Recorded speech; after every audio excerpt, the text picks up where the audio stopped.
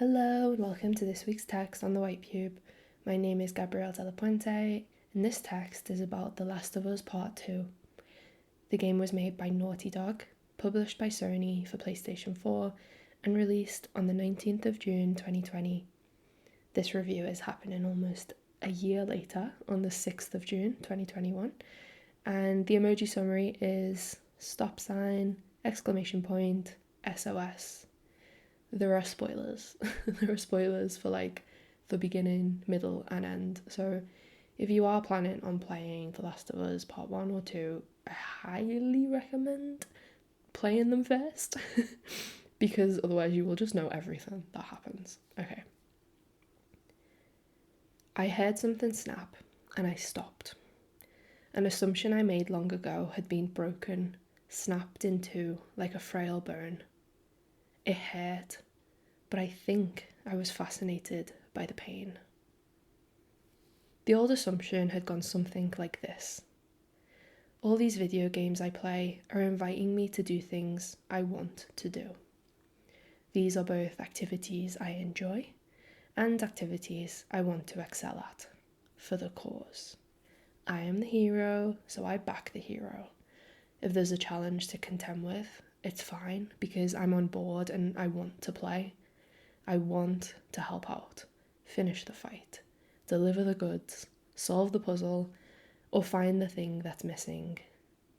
And I love that in making it through these challenges, I also gain access to great things. I play pretend in somebody else's body. I have new abilities and skills. I get to go on adventures and sometimes I travel through time. I get to be the one that overcomes the antagonist, whether the antagonist is another person, a poison, or just a bad vibe. It's exciting to be the hero. Up until now, I have played games that have presented me with virtual dreams I could climb inside, for reverie, challenges, and wish fulfillment. But that small, clean view of the medium has now been eclipsed. I just finished playing The Last of Us, Left Behind, and The Last of Us Part 2. And I can't stop thinking about that fight in the shallows at the very, very end. Ellie versus Abby. I found something in a game that I didn't want to play, but that I knew I had to. I played, I winced, and I've been thinking about that one moment ever since. I shouldn't be here. Ellie shouldn't be here. I wanted to grab her by the shoulders and march her back home. I was ready to beg Dina to let us into the house and the family, like, I'm sorry, it was a mistake, Dina and JJ, please.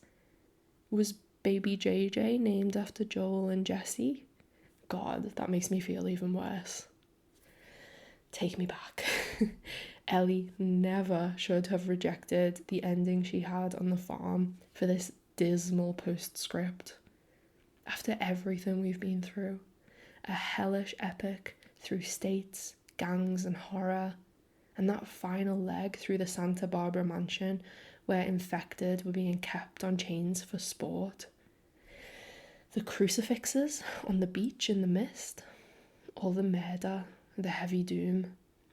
No, we shouldn't have made it through all of that just to beg an emaciated girl to fight us to the death. And yet, here we are. And I am being made to play it. I am the one making it happen. I felt angry. To be honest, at that point in the story, I had no patience left for Ellie. From the moment she had killed the pregnant woman in the aquarium and the way she had leered at us in the basement of the theatre, her face had spoiled in my mind. I had understanding for her character, but no patience. I thought she had changed for the worse. From a brave, energetic girl into a toxic, brittle, compulsive woman who was suffering under a complicated sadness out of her control. I get it. She can't process the fact Joel took her from the hospital, that he made the decision to save her life over leaving her there for the greater good. Guilt, resentment, loss of autonomy, and loss of meaning too.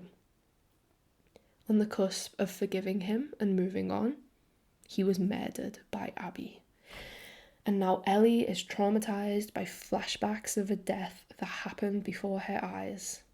Her neuroses cling together in a horrible, choking knot.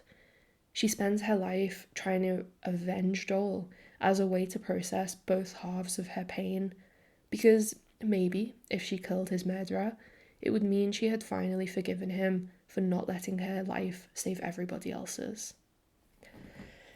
I don't blame her for coming to the beach and seeking an end to what she feels is an unfinished pain inside of her. I understand it, but I still don't want to play her in this moment. I don't want to swipe my knife at a wrecked Abby because I don't want to co-sign Ellie's actions. More than that, maybe. I don't want to feel Ellie's trauma either. It's too much. A wound that pounds and seeps.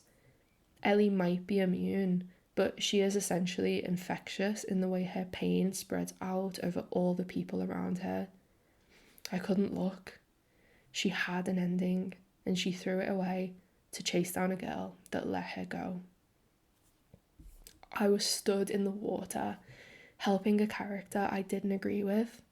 It was visceral, and I was loyal and stubborn.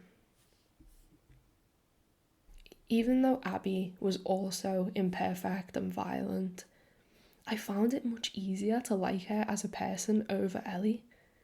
They're very similar, the two of them, but they're at different points in their stories. They both had somebody they wanted to kill in order to settle their souls, but only one of them got to achieve that, and so only one of them got to move on. Ellie has become stuck, intent, selfish. Abby has been able to think beyond herself. She seems to have fully committed herself to supporting others in a way I came to admire her for. To start with, she ignored orders from Isaac to go and check on Owen, travelling through tense, dangerous zones just to see if he was okay. She then left the boat the next morning because she wanted to make sure Yara and Lev had made it to safety. Two people she knew nothing about, except that they had come from the enemy. From then on, she became something like their protector or their parent. Abby trawled through the infested hospital for goods that could make Yara's surgery easier. And then she went even further, travelling into the Lion's Den, the Seraphites Island, to save Lev, a young trans boy who she never once questioned, only accepted. Later, she tried to find a home for herself and Lev in a new state entirely, and even though she was the woman that had killed our protagonist in the first game, Part 2 seemed to want to reset our image of Abby by showing the other side. It worked for me. The shape of the game made it possible for me to grow to like Abby. The shape of the game also made it easy to forget why I had once liked Ellie too. The switch in player characters forced a new emotional distance between us. Once upon a time, she was having fun with Joel, finding comics, drawing in her journal and learning guitar. Once upon a time, she was messing about in a photo booth and having a water fight with her old best friend. But these felt like impossible memories when I, as Ellie, arrived on the beach to kill Abby. Do we gain anything from doing something we don't want to do? I play games to be entertained, so is this anti-entertainment? Honestly, there were plenty of moments in The Last of Us that I would like to have skipped. The slow violence of the first installment, killing dogs in the second, going into the unknown, going into scary buildings, trying to defeat the infected that could run really fast, and desperately trying to escape the colossal monster under the hospital as well. I didn't like the gangs that formed and the NPCs I killed along the way. I found it stressful not having enough items to make health kits and weapons to properly alleviate the difficult encounters, and I struggled with that. I would have paid real money to have endless shivs. But if I had skipped any of these challenges or got rid of the constant scarcity, I wouldn't have understood the heaviness of the world in the game, what people would have to do to survive here, and the strange creatures they now live with on the earth. Adrenaline, terror, adaptation. I played this game not because I particularly enjoyed the aesthetic of the gameplay, but because I wanted to know what happened in the story. I realise now, more than ever, that those are the same thing. Playing is a way to read the story too, to feel the story on a new level, and I wouldn't have appreciated the depths and the difficulties of The Last of Us without playing it so closely. I made it through the terrifying parts because of a dark, optimistic desire to survive, and I played through the parts that made me uncomfortable because I found that feeling of discomfort atmospheric and world building. I think the game is strong and nuanced enough to absorb all the moments of anti-entertainment in this way, but I needed to take breaks nonetheless in order to make it to the end. And I found the final showdown to be the toughest encounter in the series, a conflict in itself, and a conflict between the game and I. Abby is there, sunburnt, battered, dirty, her strength stolen, she looks deflated. Even in her weakness, she immediately seeks out Lev and carries him to the boat. I got you, I got you. In her care for others, she even tells Ellie where the boats are so they can all get away, before she knows what is going on, that Ellie has come to kill her. Ellie looks rough as well, possessed, pierced by the tree after getting caught in a trap, but she has a switchblade in her hand. She also has nothing left to lose, having abandoned Dina and the baby to come all this way to do something she thought was more important than them. Two girls, their stories intertwined like barbed wire. All of their pain is funneled into this one scene. It is recalled clearly.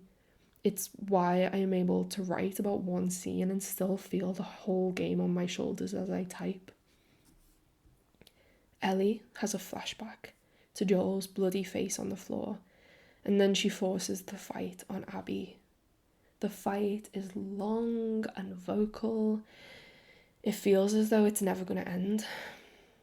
I didn't want to do it, and I didn't know what to do with these feelings of rejection, so I stopped throwing punches and I let Abby kill me instead. I didn't know if the game was giving me a choice, but when a familiar death animation began and the kill screen appeared, I realised I didn't get to choose what happened here. I was stuck. The old assumption I'd mentioned at the beginning of this text was blown apart. I thought I should try and get it over with, but again, it was long. They were so weak, the both of them. I couldn't find a way to speed it up. I had to play through it, and therefore I had to feel it. The knife going into Abby's chest, the fingers Ellie loses. I thought about other media, books, films, even music, and being able to skip past the bits you don't want to know. I couldn't hide behind my hands in this situation. My hands were busy creating the story and making it happen second by second. There's an ugliness in that, like dreaming about a murderer and looking into a mirror in the dream only to see your own face reflected because the murderer was you all along. My head was spinning. I wondered if Ellie had a death wish. I wondered if she wanted to die like Joel, by Abby's sword.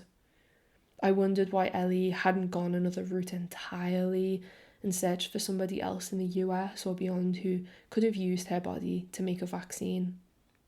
Back in the foyer of the theatre, Abby had said to Ellie, "We let you both live, and you wasted it." She was speaking about letting Ellie and Tommy live after Joel's murder. She could have said the same words again on the beach. Abby had also let Ellie and Dina go from the basement, and Ellie had wasted that as well. She wastes her chances one final time when she cannot even go through with the murder. She pulls away from Abby's drowning body and sobs. And I don't know, I wasn't celebrating, I didn't cheer, I didn't even feel much relief that Abby and Lev got away. I felt something else entirely. In that moment, I felt sucked back into Ellie's psyche, and I felt bleak.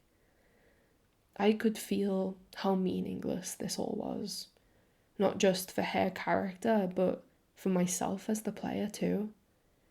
I was stuck in a role I had lost touch with, playing a girl I no longer supported, playing a girl who no longer supported herself. And there's no redemption because this is the end. Ellie sits in the water as the boat leaves. She catches her breath. The sky and the sea blend together in a grey abyss that feels as empty and lonely as her future. In the few final scenes that follow, we walk around the bare house. Dina and JJ are gone. They didn't wait for her, and I don't blame them. The fingers lost in the fight with Abby mean we can't play guitar in the same way anymore. So much is gone, so much will never return, and the story is complete. I was left with a sense of loss I have never felt in a game before. It felt powerful and dark and personal. I heard something snap and I stopped. An assumption I made long ago had been broken, snapped in two like a frail bone.